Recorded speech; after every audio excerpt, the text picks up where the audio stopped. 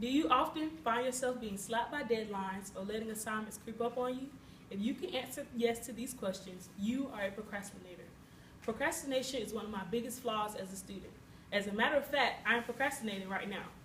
What causes procrastination? Is it a mental trait, heredity, or is it just laziness?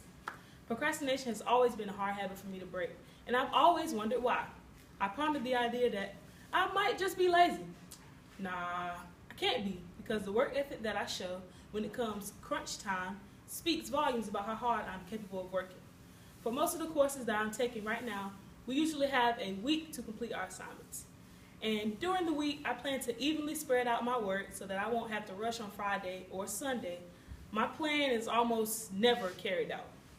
Procrastinators follow a weekly schedule. It's not a productive schedule, but it's definitely a routine. On Monday, almost everyone wishes they could stay at home.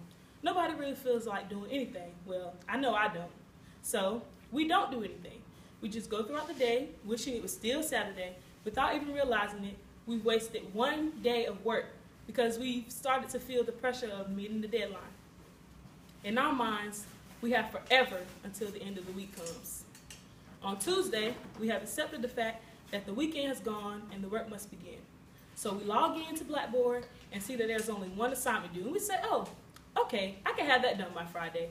And we make a mental note to remind ourselves of the assignment. You carry on with your day, participating in all of your extracurricular activities. Now it's Wednesday, and you've looked at the requirements for the assignment. So you do your research, and you try to start the assignment. I have no idea why, but starting an assignment is always the most challenging part. You sit and you stare at the computer, hoping that an idea will spark, and you can start the flow. But before you know it, you're asleep, and your page still has absolutely nothing on it. So you say, well, I'll try again tomorrow, and you shrug it off.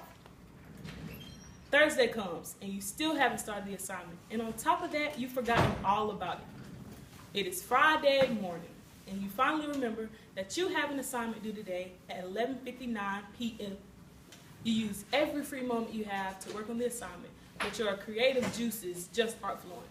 You get home from your basketball game around 10:30 and realize that you only have an hour and 30 minutes to complete an assignment. Then your brain goes into panic mode.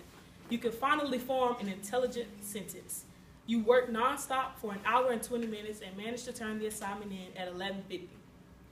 This cycle is one that I strive to break every week, but I always fall short. I am very familiar with the feelings of procrastination, such as guilt and anxiety, but it's not enough to identify as a procrastinator. I want to find the cause and get rid of the habit.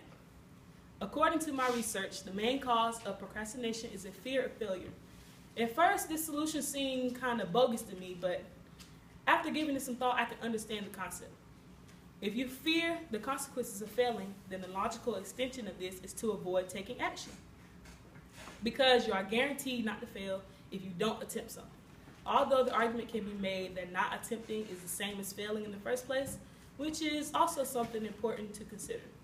Procrastination serves as a protection mechanism, shielding you from the possibility of real failure, as opposed to the more subjective failure that coexists with not attempting something in the first place.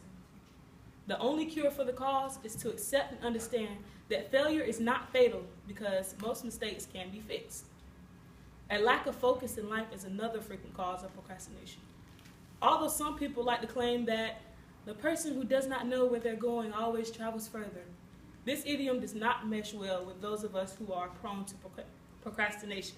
I can definitely relate to this concept, because when the deadline of an assignment is not near, I don't feel the pressure of completing the assignment. But when something is due, my brain kicks into overdrive. The cure for this cause is to set yourself some inspirational yet attainable goals. It's important to set the bar high enough to encourage you to take action, but not so high that you are likely to fail. I chose this topic because this is something that I've always struggled with. But while talking to some of my peers, I've discovered that they also struggle with procrastination as well. I would like to practice some strategies that could be beneficial for myself and my peers. So, my fellow procrastinators, we should plan to practice the new tactics that we've learned from my research. Remember that failure is a part of life, not a delightful part of life, but failure will bless you with its presence occasionally. And when it does, mistakes can be fixed. We should also start setting goals to stay focused. Make sure that is a goal that is realistic and it doesn't seem like it takes too much work to achieve.